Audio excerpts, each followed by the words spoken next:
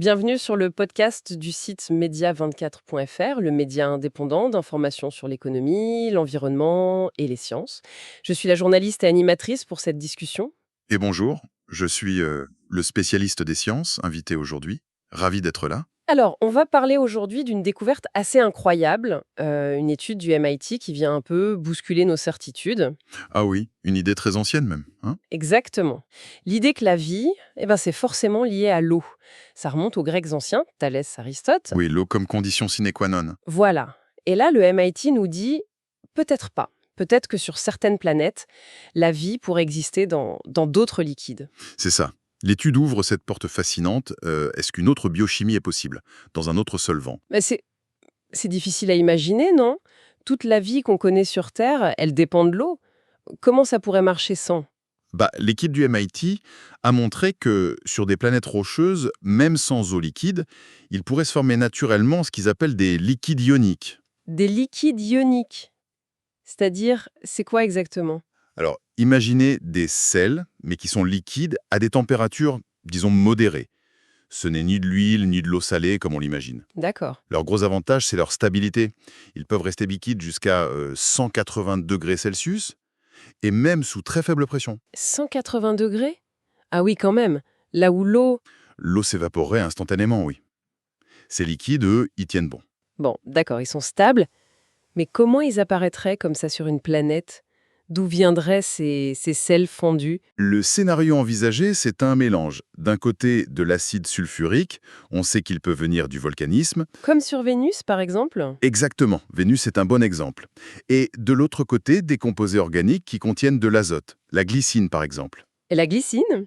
C'est un acide aminé, ça, non? C'est ça, un acide aminé assez simple, et on en a trouvé sur des astéroïdes, sur certaines lunes, même des traces suspectées sur Mars.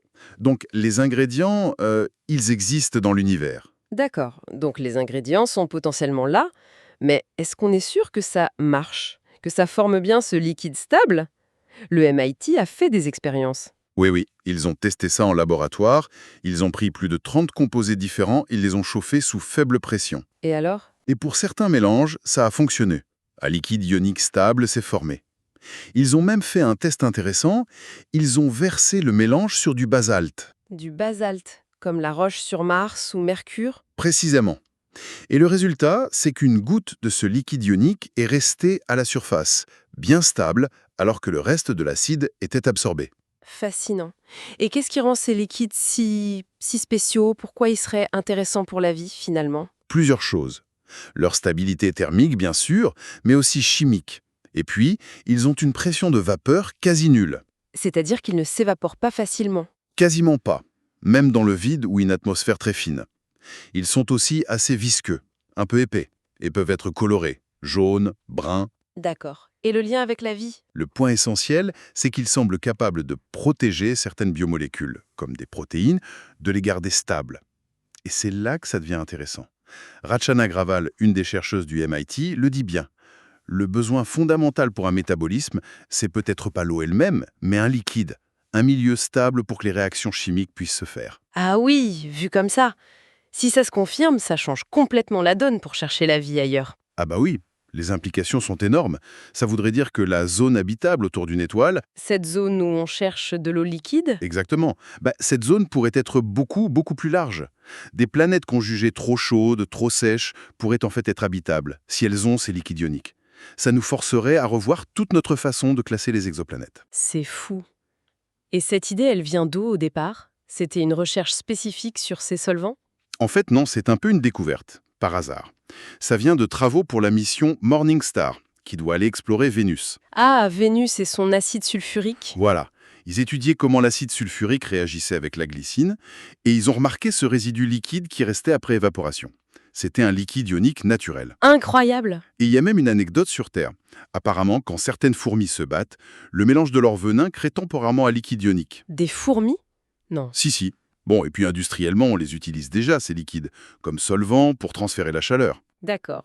Alors maintenant, qu'est-ce qu'ils vont faire? C'est quoi la suite? L'étape suivante pour l'équipe du MIT, c'est de vérifier si les briques de la vie, d'autres acides aminés, des sucres, des petits peptides, peuvent non seulement survivre dans ces liquides, Mais aussi réagir, se combiner. voire idéalement s'y répliquer. C'est vraiment explorer la possibilité d'une chimie de la vie complètement différente. Bon, pour résumer, cette étude du MIT, elle nous dit attention, le dogme pas de vie sans eau, il faut peut-être le nuancer sérieusement. C'est ça. Il y a une alternative possible avec ces liquides ioniques qui sont stables dans des conditions extrêmes et qui pourraient peut-être héberger une sorte de biochimie. Une biochimie exotique, oui. Et du coup, ça pourrait multiplier par quoi 10, 100 le nombre de planètes où on pourrait chercher la vie en ne regardant des endroits comme Io, Titan ou autour des naines rouges. Potentiellement, oui. Ça ouvre un champ d'exploration complètement nouveau. Et ça laisse une question en suspens, une question assez vertigineuse. Si ces liquides ioniques sont une possibilité, combien d'autres chimies de la vie, encore plus étranges, on pourrait imaginer dans l'univers? Merci pour votre écoute et retrouvez plus d'actualités sur media24.fr.